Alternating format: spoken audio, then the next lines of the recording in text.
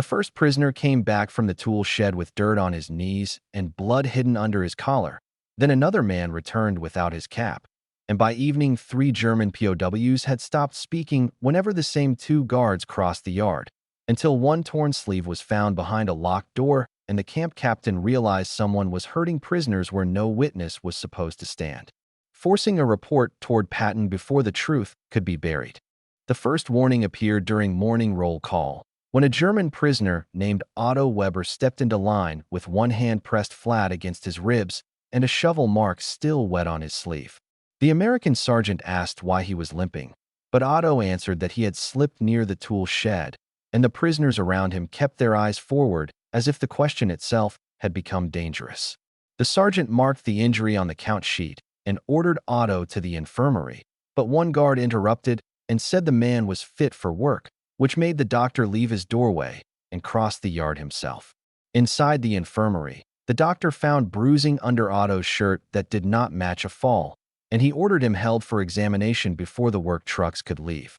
That decision caused movement near the tool shed, where 2 guards hurried inside and came out carrying a broom, a bucket, and a bundle of rags toward the wash station.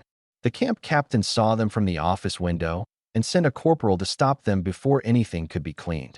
Behind the tool shed door, the corporal found a torn prisoner's sleeve pushed beneath a crate, and the cloth carried the same number stitched inside Otto's jacket. The captain locked the shed, removed the 2 guards from that post, and ordered the morning work detail delayed until every prisoner who had entered the shed that week could be named. A second prisoner came forward only after the interpreter promised he would not be returned to the same barracks aisle, and he showed a purple bruise across his shoulder from what he said was a rifle butt. The prisoners at the fence began whispering names, not loudly enough to cause a riot, but clearly enough for the captain to understand that the shed had been used more than once. Before noon, the captain sent the first report to headquarters, stating that German POWs might have been beaten by American guards inside a locked camp building. Subscribe for more forgotten German POW stories like this one. The escalation began when military police arrived and sealed the tool shed with red tape, while the 2 accused guards were ordered to surrender their rifles, belts, and keys in full view of the yard. One guard tried to joke with the MPs, but his face changed when a key ring was taken from his pocket and matched to a side lock that was not listed on the official shed inventory. The MPs opened that side room and found scuffed floorboards, broken shovel handles, and a dark stain near the wall where a water bucket had recently been emptied. The doctor brought Otto's torn sleeve from the infirmary, placed it beside the stain, and told the captain that the blood pattern was fresh enough to matter. The accused guards denied using the room, but the camp clerk found a work roster showing that injured prisoners had repeatedly been assigned to details supervised by the same 2 men. The prisoners saw the guards being searched and rushed toward the fence, shouting in German that the army had known, while other guards pulled back because the anger was now aimed at every uniform. A third prisoner collapsed during the shouting, and when the doctor reached him, he found bruises hidden under a bandage the man had wrapped himself after refusing treatment. That visible collapse changed the investigation from rumor into a camp crisis, because the injured man had been seen carrying timber the day before while one accused guard walked beside him. The MPs searched the guard's quarters next and found a prisoner cap, a torn shirt button, and a strip of German cloth hidden inside a footlocker beneath folded socks. At the same time, a kitchen worker reported that one guard had threatened to cut meal portions for anyone who complained, which explained why the injuries had stayed hidden. By evening, the captain placed the accused guards under armed watch in the administration building and moved the injured prisoners to beds near the infirmary door. The second report sent to headquarters was no longer careful, because it named 2 guards, 3 injured prisoners, 1 locked shed, and a pattern of violence that could not be dismissed as accident. The major consequence came the next morning, when the camp captain suspended all work details connected to the accused guards and ordered every German POW inspected by the doctor before breakfast. The prisoners filed past the infirmary in groups of 10, lifting sleeves, opening collars, and showing old marks they had hidden from both the guards and their own barracks leaders.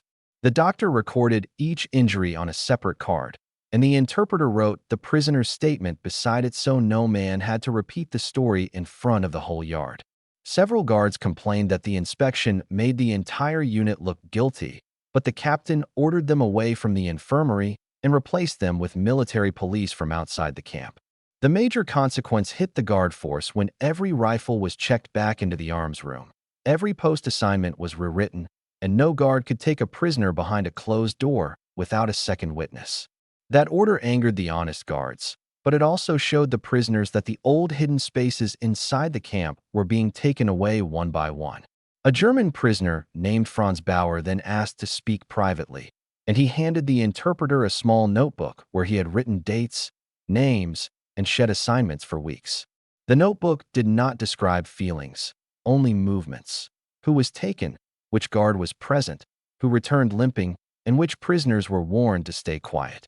The captain compared the notebook with the work roster and saw the same names crossing again and again, turning scattered injuries into a timeline.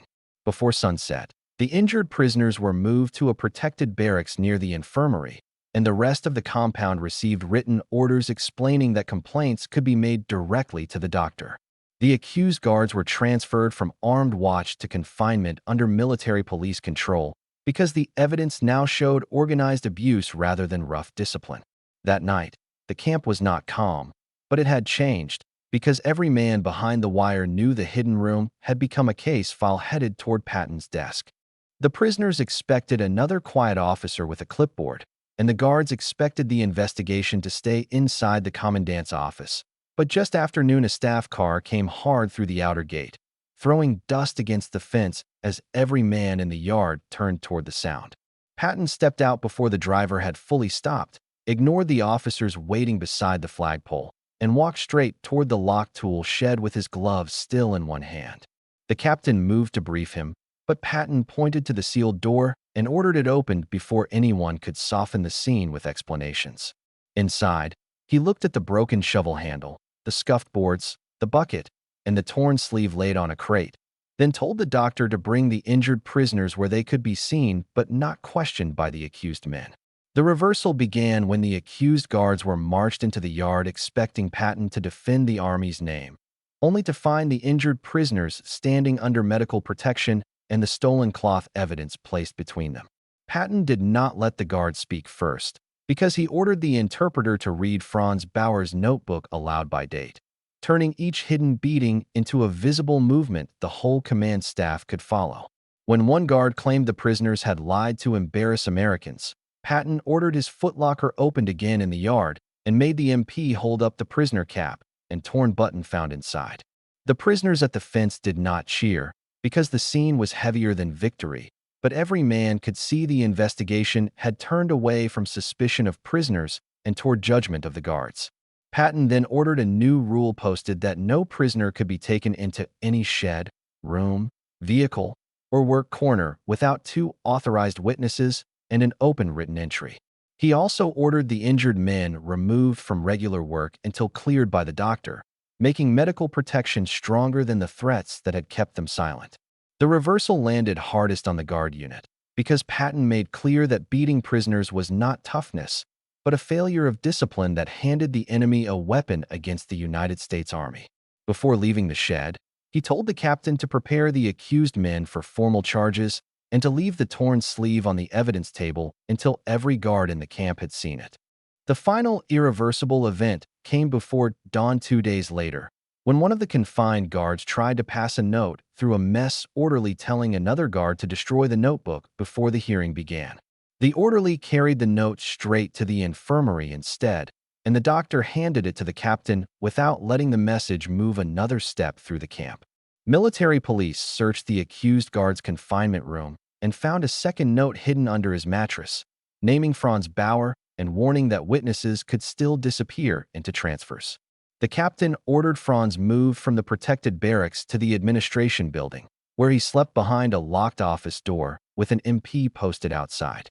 At sunrise, the 2 accused guards were brought out without rifles, without belts, and without any contact with the prisoners they had once controlled inside the shed. A transfer truck backed to the gate, and the men were placed inside under military police guard for court-martial proceedings away from the camp.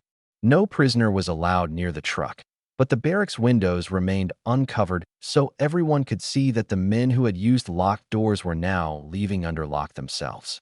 After the truck rolled out, the captain ordered the tool shed stripped of its inner lock, its side room emptied, and its door rehung so it could no longer close without being seen from the yard. The broken shovel handle was tagged, boxed, and sent with the case file, while Otto's torn sleeve stayed pinned to a board in the office until the final witness statement was signed. By afternoon, the first work crew returned to duty under a new guard pair, and Franz Bauer walked with them carrying a shovel in open view instead of being hidden near the infirmary. The last change came at evening count, when the captain read the new witness rule aloud, and every guard post answered by number before the prisoners were dismissed. From that day forward, no man entered the old shed alone again, and the beatings became irreversible not because they were forgotten, but because they had forced the camp to remove every shadow that had protected them. Most people know how World War II ended. Very few know what happened inside these prison camps. Subscribe for more untold WWII stories. Weeks later, Otto walked past the repaired tool shed without lowering his head, and the new door stood open whenever prisoners collected tools for work details. The accused guards never returned to the compound, and the witness rule remained posted beside the infirmary. When the captain closed the final file, he placed the torn sleeve on top of the reports and wrote that the camp had not been saved by hiding shame, but by dragging it into daylight before it poisoned every order behind the wire.